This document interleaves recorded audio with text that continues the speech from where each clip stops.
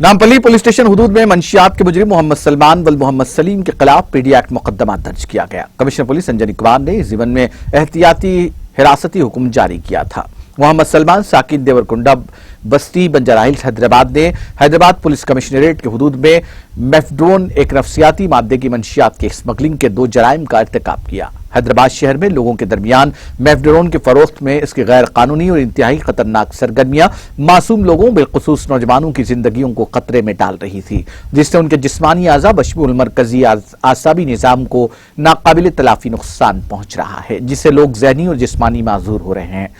Nampally police ने मोहम्मद सलमान को गिरफ्तार किया और उसे अदालती तहवील में दे दिया।